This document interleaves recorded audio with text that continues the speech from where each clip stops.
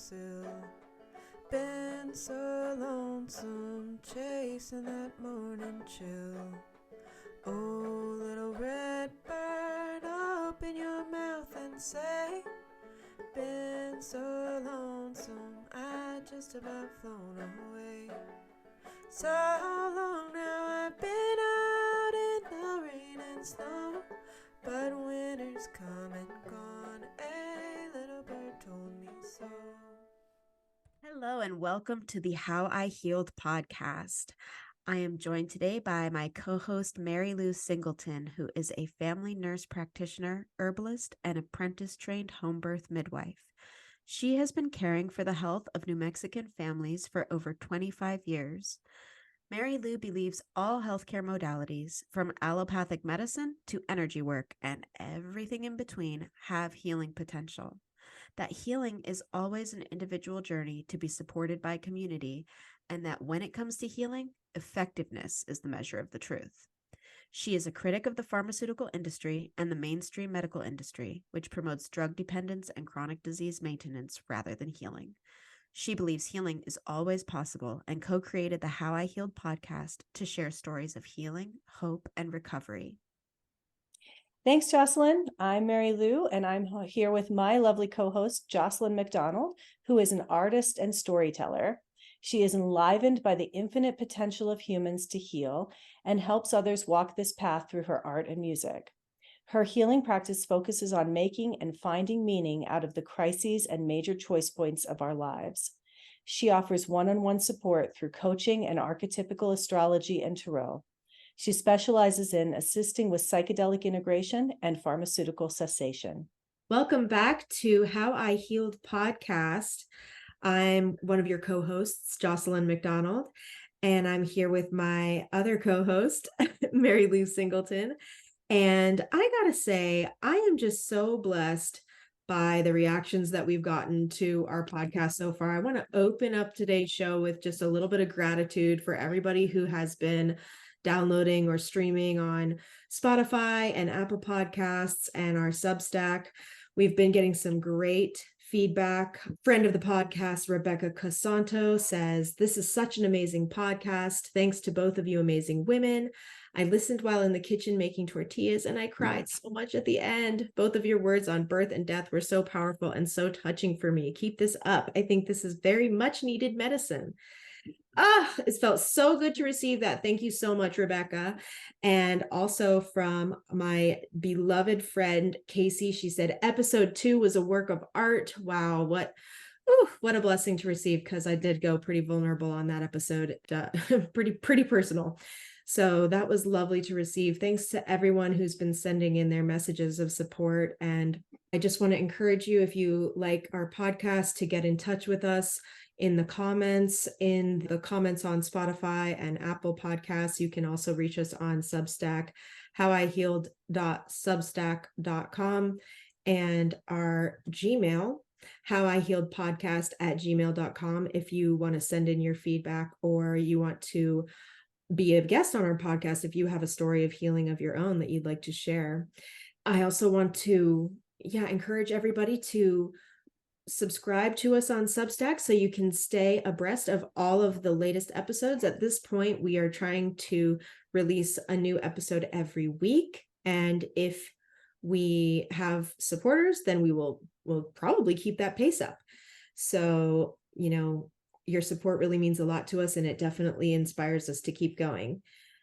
And with that said, Mary Lou, tell us about our guest. Thanks, Jocelyn. I'm so excited to be here with Tanya, Thank my you. in-person, real-life community member and friend. Tanya McBride is a native New Mexican with familial roots that run deep into New Mexican history. Her mother was born and raised in Mora, and her father was born and raised in Grants.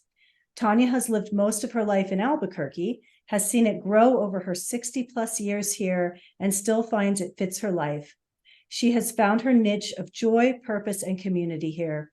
Tanya lives alone in the center of the city with a house full of plants and once in a while the mouse that needs to get out of the cold. She works in the mental health field as a clinical therapist and supervisor of case managers and loves the challenges this work presents on a regular basis. She worked on the front lines of the mental health system as a clinical social worker on an inpatient psychiatric unit for over 15 years.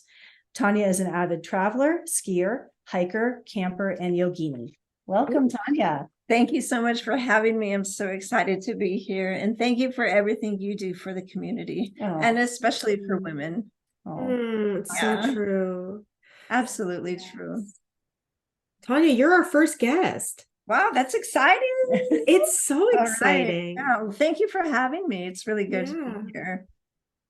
So, Tanya, I just think you have such an inspiring presence, and you're such a person of medicine in the community, and we would love to hear your story of healing. So where do I start with this? Because it feels like when I was in the womb, even, I was bringing, some energy into myself, picking up some things from my mother, some of her own anxiety that she was experiencing with my father. And it even goes back further into my lineage.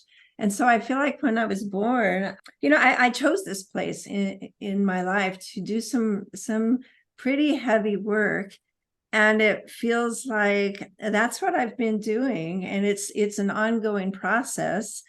And I just, want to keep unfolding with that. Right. So you were born with some heaviness and needing for healing, and how did things go from there, from your birth through your childhood? Right. So my father was in Vietnam, and when he came back, I was like 3 years old, and I just remember a lot of fighting in my family. My mother and father used to argue, and they would break things, and he drank a lot, and he was an emergency room doctor.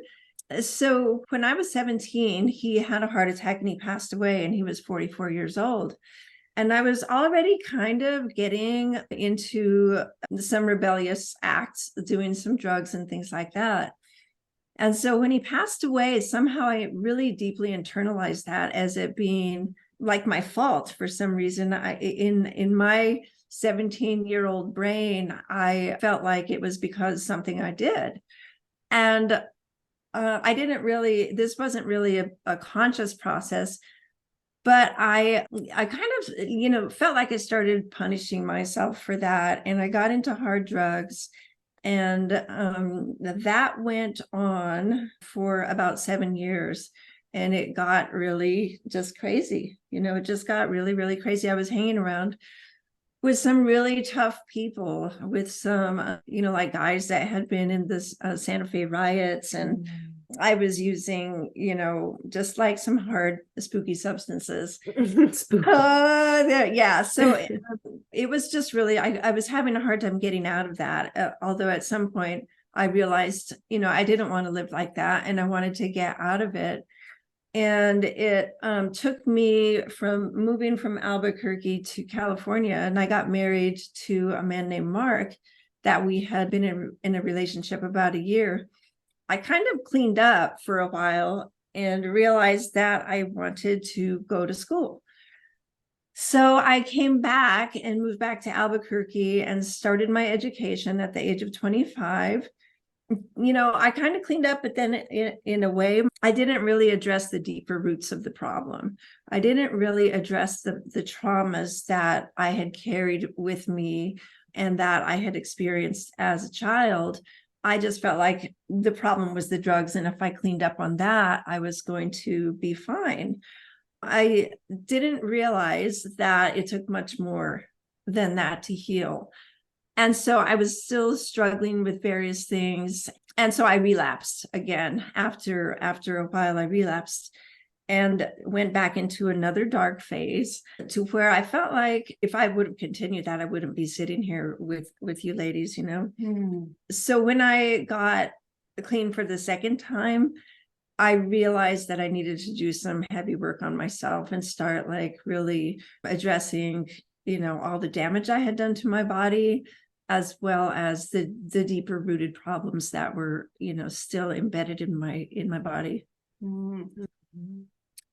So this started in a really destructive way right after your father died?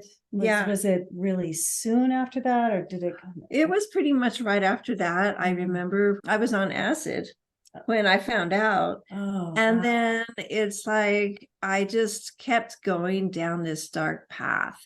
And So it started with more of like rebellious drug use, and then it became like, this is how I cope with the unending grief inside me.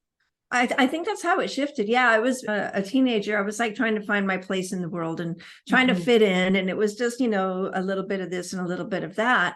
But then when he passed away, it was like I just went into this dark hole. And that lasted for years. And that, it was really hard to pull myself out of that.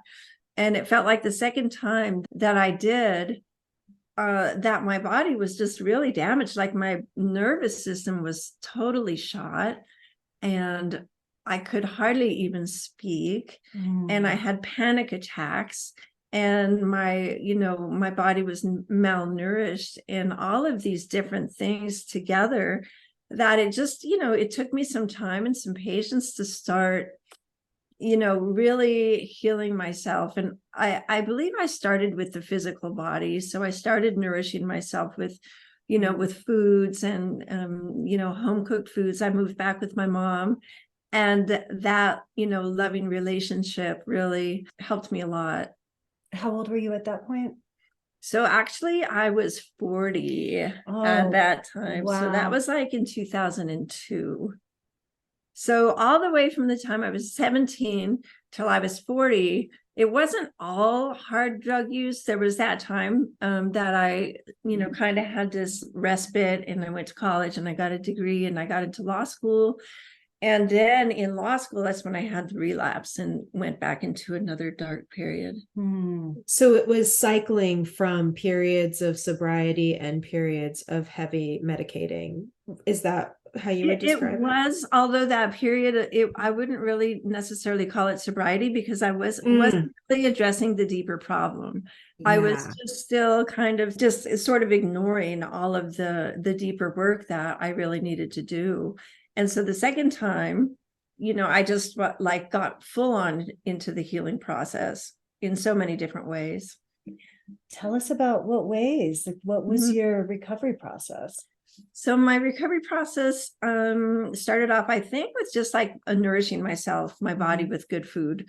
And like I said, being with my mom a lot. And I just took some time off. I would go every day up to the mountains. I had this little trail that I would hike, and I would go up, and it lasted for a whole year, where I would go up every morning and I would pray. I would take tobacco, and I would take food for the birds, and I would take an apple to give to the animals, and I would leave everything there. I would sit on a rock and I would pray and just really connect with nature. You telling the story of these daily walks and communing with the birds and creatures on the top of the mountain, it sounds so idyllic, even though I know you were probably in the throes of so much grief and so much processing. So even if you're not at the height of grief on all the days, at other days, just to keep yourself going, it's work. Right. And I wonder if in hindsight, you look back at this time with a great deal of sweetness, or with a sense of how much work you were doing, because it sounds so sweet. It does sound sweet. And it was sweet in many ways. And it was actually very beautiful, because I wasn't doing that destructive stuff to myself. And that was just really magical. So everything really became very magical, but it was really hard. I mean, I didn't know how to socialize. I just I started going to 12-step meetings, and it seemed like they were calling on me to speak all the time, and I could not speak. And sometimes I would just say I just can't, I can't speak.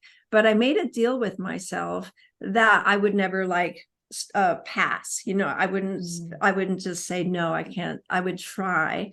And it really helped me to heal, to learn how to express myself, and, start processing some of the stuff that I needed to process. And there was so much. And I still feel like there's a lot that I'm still processing, but not, you know, it just like getting really patient with the process was super important, because there was multiple times where I would feel like this is too much for me to handle. I need to get on some medication, right? Some like pharmaceuticals or something like that. And so I would make an appointment with a provider to ask for some medication, and then it would be like out for several months, the appointment. And by the time the appointment came, I would be like, well, I'm just going to keep doing this, because I felt like something was slowly starting to shift with the praying and with the meditating and with the meetings. And with I found yoga. And yoga early on, it was like my body just like totally responded to that.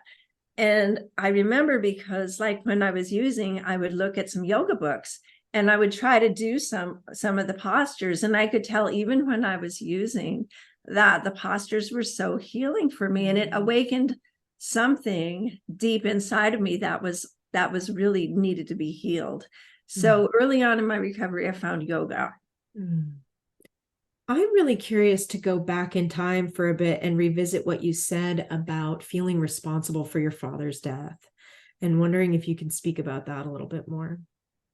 Yeah, sure. So I feel like because I was in this starting to be rebellious, and he was trying to, you know, assist me in that, and he was drinking, and he was talking to me like, hey, you know, your brother, you know, told me that you were, you know, drinking at a party last night. And so he was trying to be a father, and he was trying to sort of guide me out of the craziness that I was kind of starting to, you know, to do. And so when he passed away when I was 17 and he was 44, and I was like, oh, that, you know, that's because of what I was doing. And I felt that first death of a person's closest member to their family, it felt like my virginity of life had been taken away, because I felt like this would never happen to me, right? This wouldn't happen to me. I don't know why we think that something like that couldn't happen to us, but the shock of it happening, and then me being sort of already in the throes of rebellious behavior, I internalized it. And I remember just being so down on myself that I would walk around the city, you know, just like dirty and just kind of lost. And people would drive by, people that knew me would see me, and they would be embarrassed because I felt like that's what was happening. I don't know if they really were, but they would be like, look at her, like walking around the streets like that. And I didn't care, you know? And so then I got mixed up with all those really, you know, I got into this relationship that lasted for 5 years with this absolutely crazy guy. And I was, you know, like 18, he was like in his, you know, he was much older than me, and he was, you know, making the drugs. And it was back in a time where they were really strong. I don't know what they are now. It's, you know, but it was like that. So it does give me the shivers, because it's a pretty like, you know, evil substance. What was he making? He was making meth. Oh, wow. He was cooking meth. Oh, so you're this grieving child and young adult, and yeah, and really went into the underworld where there were some shady, to say the least, characters. Absolutely. And I remember being very naive. Like I was thinking people were good, you know, like all of these people that were using were like, weren't going to hurt me. And they were good people. And I really feel like it was tearing up my mother, because she was witnessing this whole thing, and you know, trying to, you know, pull me out of that. And I was just like, I just couldn't hear anything else until it was time, you know. And I think when it was time is when my body and my like just couldn't do it anymore. And I had been trying to stop doing that. And it was just like, I think it was going to take my life. And I don't think spirit wanted that, because I really feel like I had a bigger purpose. You know, I had a much bigger purpose. And I feel like now, after these years of working on that, that I have been gifted with cleansing my lineage of these, these patterns of substance abuse and alcoholism, and pushing down all the darkness and not expressing all the beauty, because I grew up in a household where we didn't say I love you, really. It was very odd when I remember seeing my parents kiss, and I thought, that's the strangest thing ever, because like I never would see them expressing affection for each other, because like they were always like arguing, and then they ended up getting a divorce when I was like in maybe 7th grade or something. But they were, like, I have no hard feelings at all about any of it, no shame, no regrets. But it does feel like I did a lot of karmic work in lifetime as Tanya. When it came time to get clean and start recovering, I know there are different paths to that, and some people get there through an intervention of their community. Other people describe hitting rock bottom and really coming close to death or losing everything. And other people describe a descent of grace, that just, it's today's the day. How did that work for you? Yeah, it did feel like there was, it was definitely an act of spirit. It wasn't something that I said, oh, it's time to get clean, you're just going to have to stop. It wasn't anything mental that I decided, because I had thought about it and tried so many times, but it definitely felt like spirit kind of got me, and just took me and put me at my mom's house, and led me to the right people, and gave me this like sense of magic. It really seriously only took me like a couple of days before I could feel a shift, and I could feel the magic entering me. Like the first home cooked meal that my mom fed me after, when I was coming through this process, it was like I could tell it really, really healed me on a cellular level. So I started eating all these nutrient dense foods and all these like really vibrant foods, and being with my mom was beautiful. Well, but yeah, it was really hard, because like I really felt like I could hardly speak or walk or anything like that, and the social pieces were, it took a lot of work.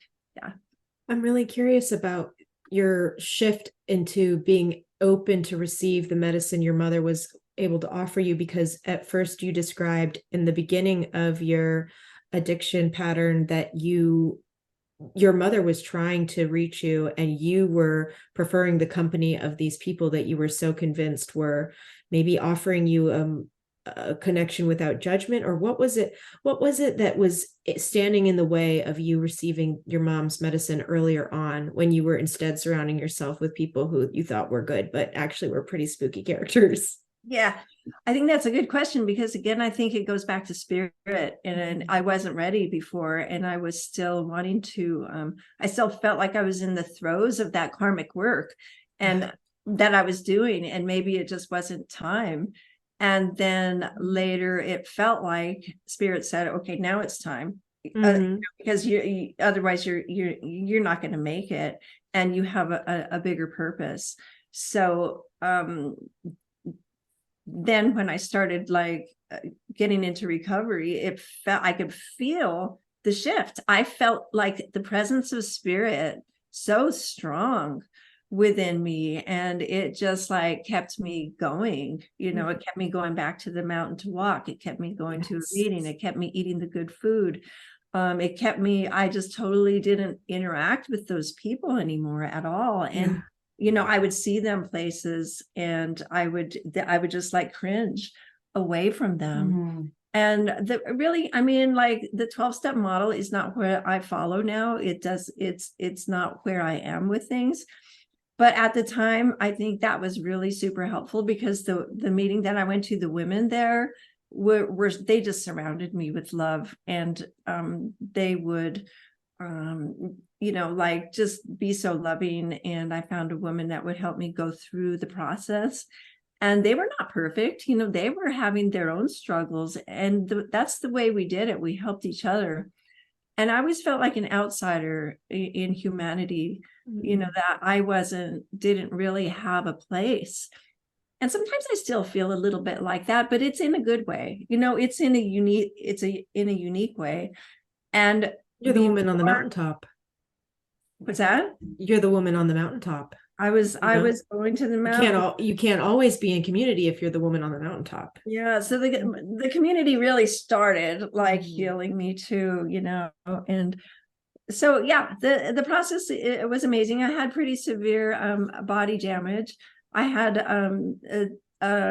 tested early on that I had it seemed like a fairly advanced hepatitis C, which was, you know, not surprising to me.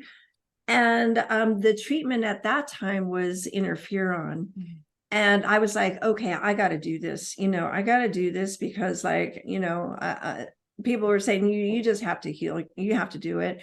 And I started like the process, you know, going to the hospital and talking to them and getting prepared to do it. And there was something that was deep inside of me that was like, you know, you can't do this. Don't do it. So I never did interferon. And so in the other thing instead that I did was I started integrating that into my body and saying, you know, it's okay if I have this, you know, welcome this into my body, assimilate. And so I would learn how to coexist with I didn't feel like I was at war with my body and that I needed to remove it. So I just kept, you know, doing the dandelion root and the milk thistle and the yoga and just trusting that my body was gonna be okay.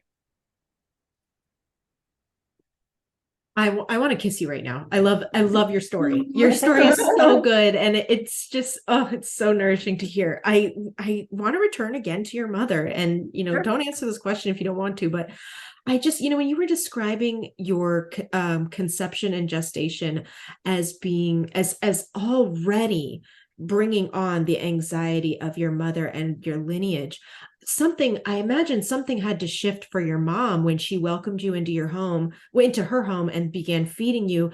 I wonder if it was healing for her too, or in what ways you saw the constellation in your family healing when you were brought back into the maternal home to receive this incredible caretaking at your point of, you know, spirit entering and saying like, you're done with this habit, you're done. Absolutely. I feel like it was so healing for her too, because I think it was, she struggled. She worried. I mean, I was her daughter and she saw me on the streets and she didn't know if I was going to make it back alive. And I mean, she would see me at my worst because when I was out there, you know, stuck in some place, or I was stuck in a motel, or I was whatever, and I would call her, I'd say, Mom, please pick me up. And she would pick me up.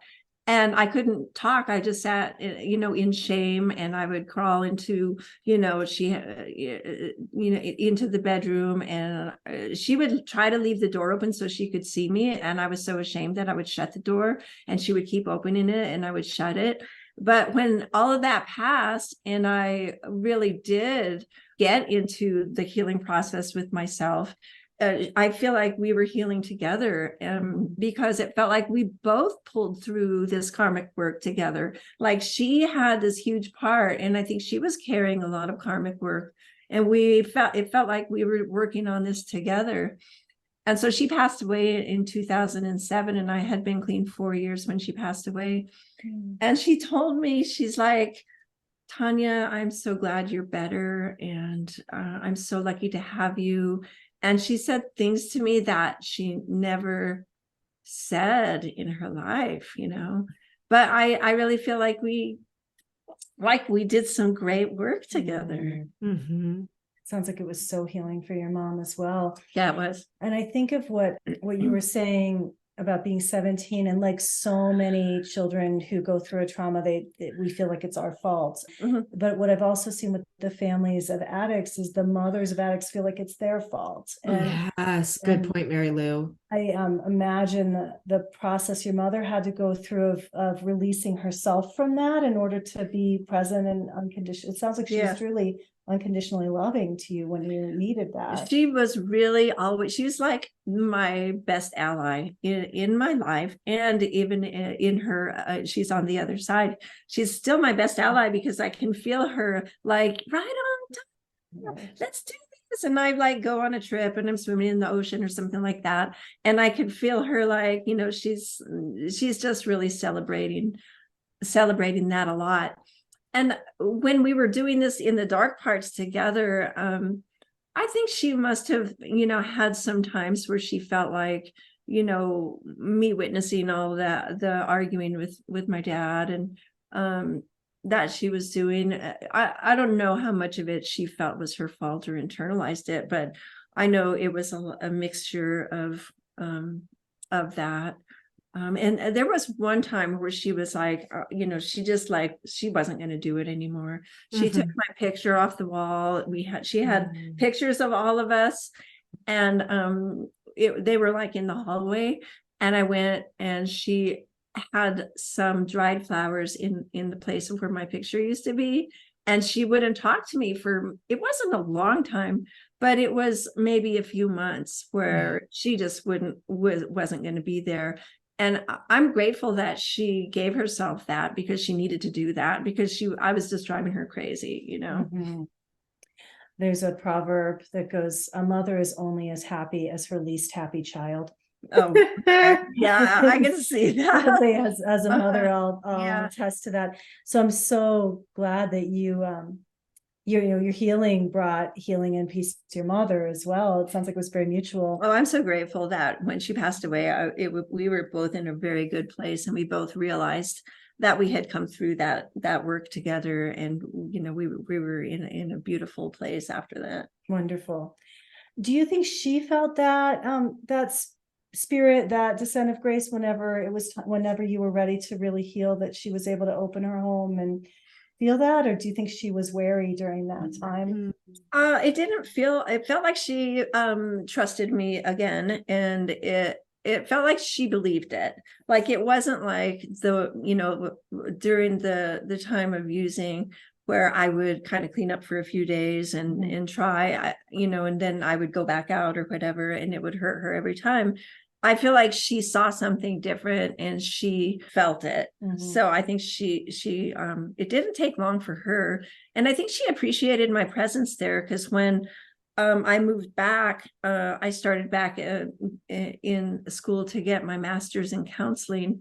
Every morning we would drink coffee together and we would talk, and she was married to my stepfather. And so she would talk to me a lot about the problems that she was experiencing and her work stuff and everything. So we became really close during that time. And that was a super special time. And I'm so glad that I got to be with her. And I think a lot of people are like, I don't know if they feel, like ashamed about moving back with their parents when they're, an adult or whatever. And so I would affirm that was a beautiful, special time for both of us, and that it worked out really well. Yeah. It was so intimate. I think that I'm really curious about this trajectory from lawyer to counselor. So, you decided to go back to get your master's in counseling. Even after knowing that had you at this point decided that the AA type of model wasn't the model that you wanted to work within? Like how did you decide that you wanted to go to counseling, and how did you find your own way to be a counselor in the larger system of how counseling tends to work? Right. Yeah. So I never finished law school. I was in my sickness then, and I went through 2 years of it, and I just was like, really, it was, I just left that behind. And so when I got, I was in AA, and I was going to meetings daily or very frequently. And I was like, I need to figure out what I'm going to do next, what I'm going to do with my life. And I had, my undergraduate, and I really felt like, even though I was pretty whacked out still in my nervous system and in my confidence level, I felt like that was the path. And there was so many times when I doubted that path, and I was like, oh, this is crazy. Why, what are you doing? But then I just kept doing it, and I realized that at some point I would find a niche. And that's pretty much what happened. Anyway, the major hoops of that, getting into that were, I feel like I'm in a really confident place with my career or whatever. And so I feel like that I chose the right path, or that this is where I am, and it seems to be fine. I'm also really curious because you said that in the dark times when you were finally processing all that lay beneath the addiction, you often thought, well, I'll go to a provider and I'll get, I assume, anti-anxieties or antidepressants. You didn't specify, but some kind of pharmaceutical support. And so by the time that you were in counseling, though, you had never really engaged with that pharmaceutical model. So you kind of knew as you were entering your practice that that wasn't the model that you wanted to offer others. So yeah, like my, I don't know what's right for anybody else, but I felt like that was not, it just didn't end up happening for me. There were I think I had like maybe 3 different appointments, and they would be like far out, like they wouldn't have an opening for like 3 months, and I would just keep doing yoga, and I'd keep sharing, and I'd keep, whatever I was doing. And then when it would come up to the time to have the appointment, I would cancel it or whatever. And so maybe that was another thing of spirit, was just like, didn't want that path for me, or didn't, and not saying that there's anything, inherently wrong with that, because I work in the field, and I worked at the psych hospital for like 14 years. And that's the main thing they give people when they come into the psych hospital, is to what's the medication, that's going to help this person or whatever. And I kept a neutral attitude with it. I didn't, affirm that they should be taking it, and I didn't affirm that they shouldn't be taking it. I would just ask them questions like, do you think it helps you? Is that working? And how do you think it's maybe making things better for you, or something like that? And I really loved that population. I really loved being around people when they were at their very, worst, or their low point, where they get brought in involuntarily, or brought in, because they're suicidal or tried to commit suicide, whatever it is. And I would just sit with them, and I was fascinated by their stories, and I could see myself in them.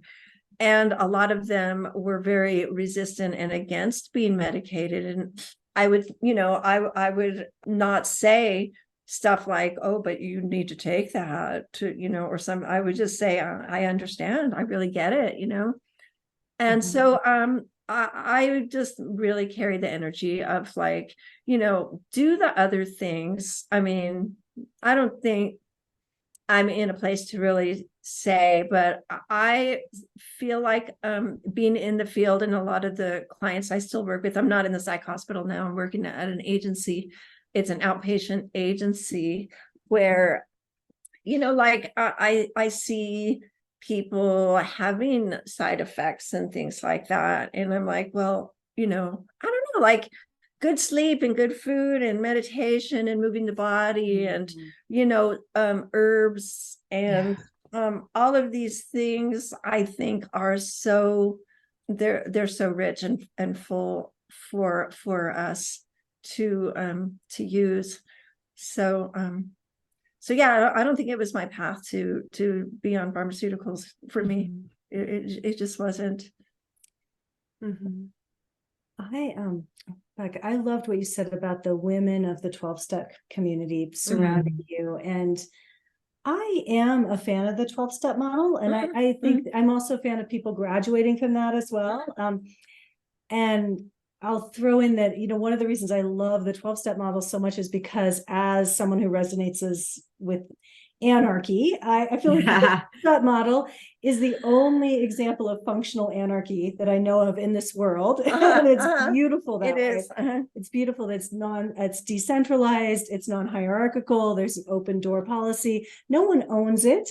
Right. Yeah. Right. It's it's just so beautiful that it is human beings walking this path together and supporting each other. Absolutely. I think that's totally the beauty of it, is that it works because one person helps another person and they help each other, and that's where the magic really is one, sick person helping another, and they just keep making each other a stronger day by day, Right. and there's no big agenda, no big plans, like, it's just this one day. This is what we're doing, and you can come back, if you want to leave and come back or whatever. But I went for like 14 years, and I really believe that it saved my life on many levels, and the community of it. Like, I didn't have community. I was so alone, and I felt so, like, I don't know, maybe like just not human or something. And it really helped to to the connection with people. Well, I think that you embody that fellowship in your life and in our community here where we live. And I'm almost thinking to myself, like you gather women together, and it is this, like, I'm Mary Lou, and I'm in recovery from the third dimension. It's beautiful to be, especially around women, for me, and I love the brothers, and I really feel like we're bringing them with us in our evolutionary process, and loving them through it. And we, have drumming circles and, moon circles with the women for the new moon and the full moon. And just like really being, authentic, and just feeling supported, and feeling that we can really share from our hearts, and just love each other. That's so good. I think we need that. Yeah. On a very deep level.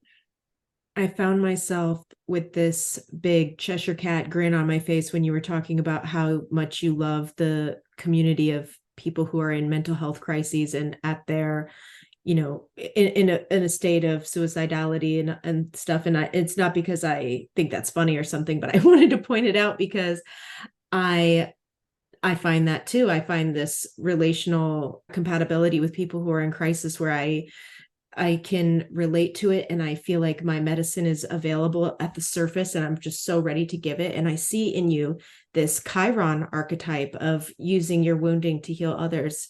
Yeah, it just seems so alive when you were telling that story of being in the psych ward. Yeah, it's a beautiful time, and I really feel like on some level they sensed that I got it. They sensed that I was, an ally, and that I wasn't judging, or, that I was, I could tell. And I just really felt like that was beautiful to experience that trust and that support that, I was sharing with them. Mm-hmm. Can I ask, we're here at the eve of Dia de los Muertos, and it's the time of really honoring the ancestors. What is your relationship with your dad's spirit now? I'm so glad you asked. I was going to ask that too, Mary Lou. That's a beautiful question. It just seems like so long ago that he's like sort of buried back in there. What used to kind of like come up for me was the parts of myself that I didn't understand. Like, why do I keep doing this? And I felt like on some level it was related to my dad.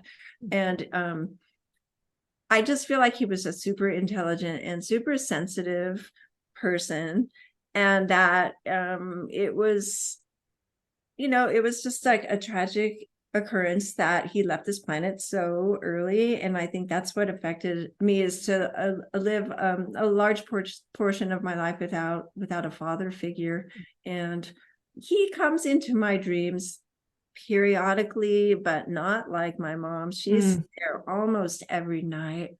I feel like he gave me a lot of beautiful qualities and assets, and I can feel him in me too. I don't have like resentments or anything. I view both of my parents as being just human beings that were doing the best that they could.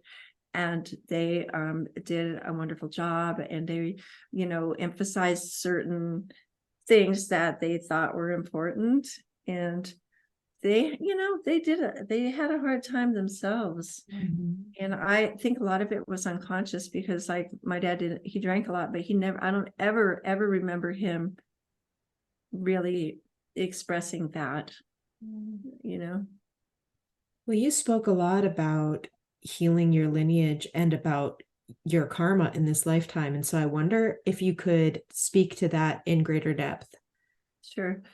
So I feel like when I was a child and throughout my family structure, that I was kind of the black sheep, in, the proverbial black sheep that empathically took on a lot of the negativity of the family, that people didn't know what to do with energetically.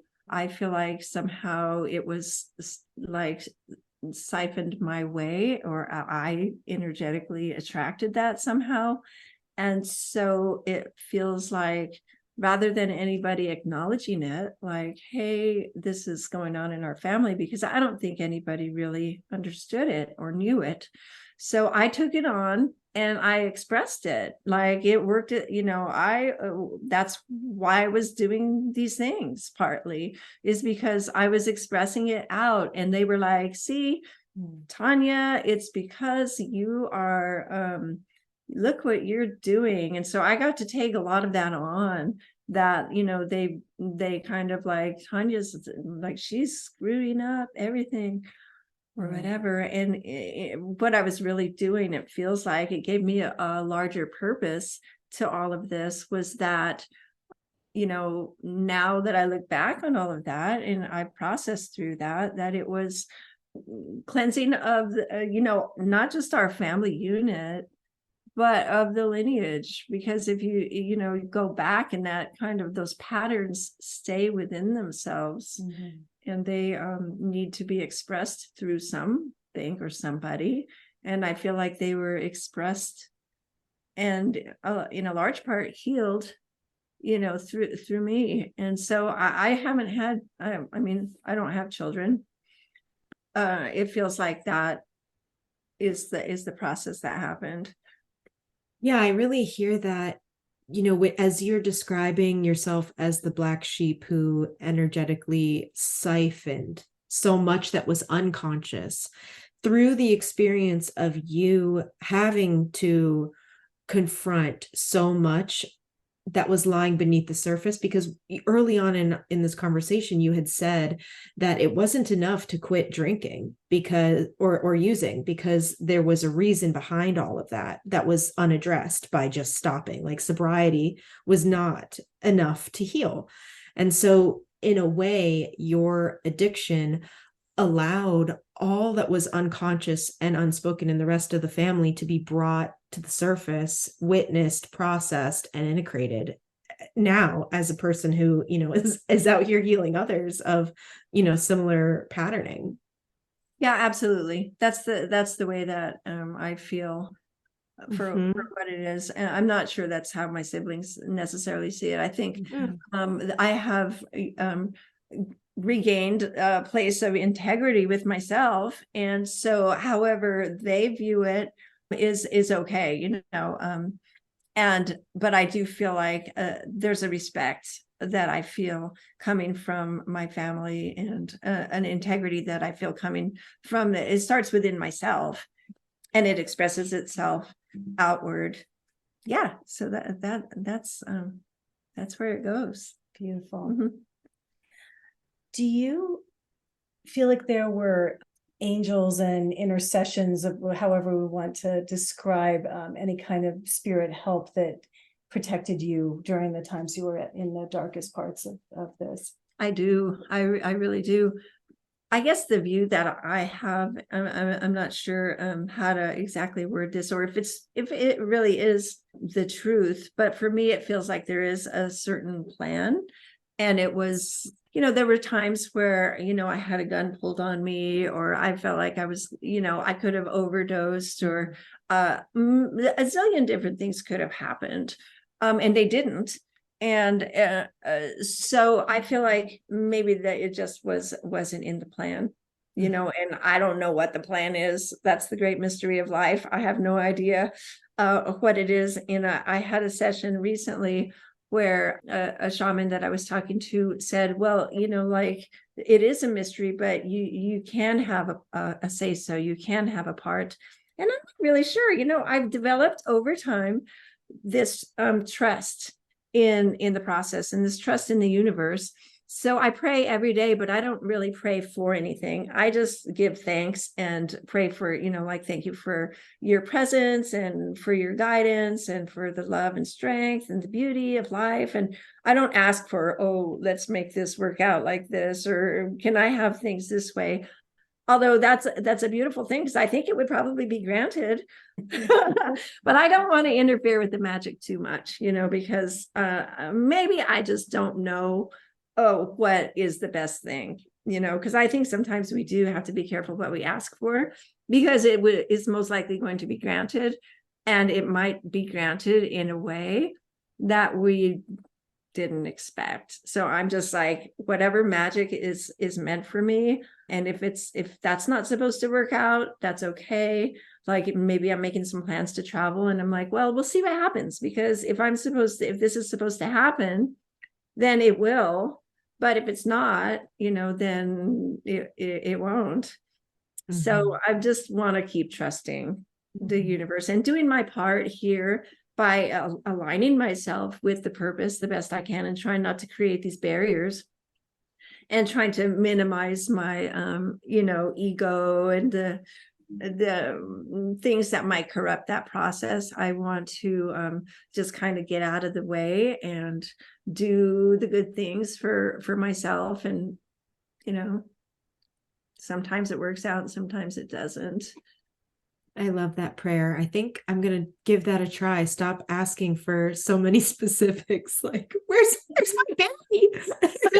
I'm open to receive whatever magic. Yeah, well, has to offer me. I'm just grateful, but it is pretty tempting, to say, well, let's make things work out this. Oh, I'm trying to remove these words from my vocabulary, like hope. Like, I hope this happens, or I want that to happen, or like, I don't know, that's what works for me. I don't think it, like, I love when people have the courage and the bravery to pray for certain things. You know what I mean? Because I don't have that courage. I'm like, the universe is going to get pissed off if I ask for something. If I want it to plan for something to be a certain way, she might just do whatever she wants.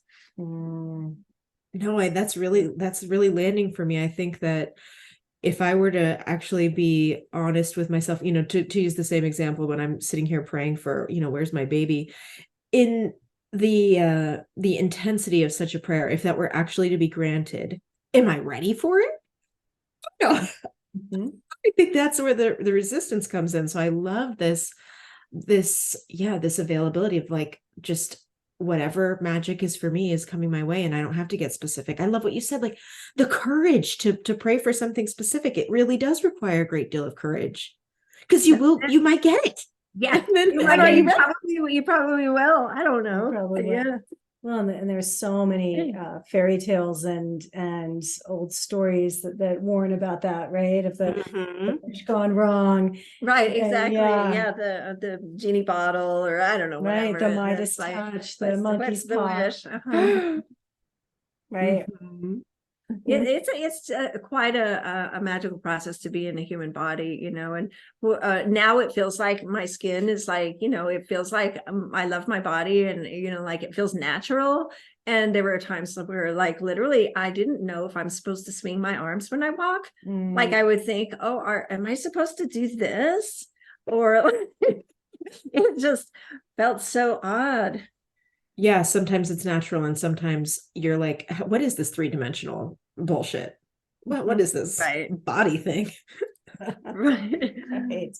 Well, it's such a beautiful story. So I want to just testify that, I've known you for quite a while, and it seems to me as though you are just getting healthier and healthier. I feel like you're one of the people where every time I see you, you look younger, you seem more vibrant. So you're still healing. This is, you're still embodying that very much. Oh, thank you. I mean, like, I'm just embracing the aging process and being the crone and whatever, like, you are glowing with vitality. It's so true. Oh, thank you. Well, sometimes I'll look and I'll be like, oh, this is getting spooky. This is getting really weird, but just what, I have to embrace it, because I mean, it's like, I don't have to, but it just seems to make more sense than trying to resist it. Mhm. Well, like you said before, being embodied is a magical process. Mhm. There's so many miracles every day to experience in this physical body. So yeah, why would you be in resistance? That doesn't sound fun. Right. Well, it would be futile, I think. Right. Oh, what a great story. Do you, I hear what you're saying, staying in that place of neutrality. And I'm sure, given the world we live in and the times we live in, many people listening are either struggling with addiction or have loved ones who are struggling with addiction, or both. Mhm. Is there any word medicine you would have to offer people who are still in that? Well, that's kind of, it's a hard one, because for me, it seemed like it was a grace, but I would say start with one day and don't make any rules. I don't like to make rules on myself. If I want to, go out and do anything, I'm going to say, go for it. I just want to love myself enough and really love the good feeling enough and trust the process enough that I won't feel like doing that. And so just like a little respite is a good magical place to start, because that just allows in some of that. Even just a tiny bit of healing is so much more powerful than a lot of sickness. So it doesn't really take very much. It takes, maybe just a day, a few days, and then see how you feel the next day, and see about committing to seeing how that goes. And I have some clients that are like, they're in the grips of addiction, and I don't make it a big deal. And I just ask them, like, how about just today? And how does that feel? And they'll be like, well, I drank last night, or whatever. And I'll be like, well, that's okay. Like, just maybe give yourself a little bit of self-love, and finding some beauty in the simple things, like making a meal or taking a walk, or just the beauty of a good night's sleep. And those very simple things, I think, nourish us on a very deep level. Just have, some good clean water, make some tea, have some, make some potatoes or something just very simple, and how really good that feels, even just to be in the process of doing that, and just cutting the things up and putting the seasonings and stirring it and blessing it into your body. And those things will start taking precedence over the destructive things. Love that. I love what you said. A little bit of healing is so much more powerful than a whole lot of sickness. Mhm. I'm just reminded of a dear friend of mine who went through an experience of withdrawal in the past year from pharmaceutical antidepressants and anti-anxiety meds. And one of the hardest things for her was to offer herself food. And I just imagine you making your potatoes and praying them into a nourishing existence to enter you in, just the simplicity of potatoes and spices, and how when you are in the dark night of the soul, that can be enough of a challenge to just offer yourself the potatoes and the spices. And so, like, just as you said, that little bit of healing is available to you in these small moments. If you can find the presence of mind to focus on the potatoes and the spices, I think that is very, very difficult for a lot of people who are in the throes of it. I hope that is received. Yeah, I definitely agree that the very simple things, even just like the very, very most primal aspects of being a human, is, taking in a breath and, getting some rest, or, nourishing your body in some simple way. Even just a little walk, or a little anything, and just really enjoying that, because it's giving yourself some love. And it's not doing it's the opposite of what you may have been doing, is something harmful and something against spirit, because I feel like spirit wants us to be in alignment and wants us to take care of ourselves. And when we start doing that, it seems like we just get help. Mm-hmm. And I think too, like, as I'm thinking about it, I'm like remembering one of the difficulties that my friend was having in the darkest days of this withdrawal experience was for her this feeling that it wasn't enough to focus on the potatoes. Like, she would be hard on herself that she hadn't done anything, in scare quotes, like, oh, I shouldn't be proud of myself for feeding myself. I should go out and work harder and accomplish something. And what you're offering is this little act of self-love is enough work to be proud of. And you can give yourself grace that showing up for yourself in these small ways is the love that you deserve. And you don't have to do more than that. That's Right. enough for today. Right. Absolutely. And I feel like sometimes we are hard on ourselves and we're critics.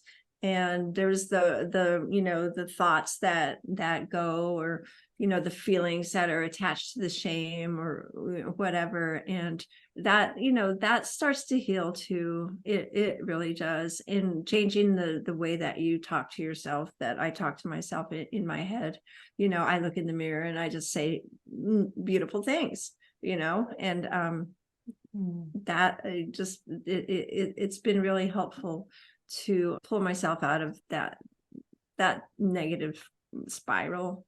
Mm-hmm. Mirror magic is very powerful. I did the same, just looking at myself in the mirror and saying beautiful things about how much I love myself. I think was one of the more subtle but critical elements of my healing journey. Yeah, absolutely. I How do we feel? Are we complete? The work that you're doing here with this podcast, and knowing Mary Lou and what she gives to the community, and all the beautiful magic that you spread. Courageous voice out there. It's so important for people to be able to hear that and know that it's not all a certain way. That there's some warriors out here, that integrity is really, really a beautiful thing to witness.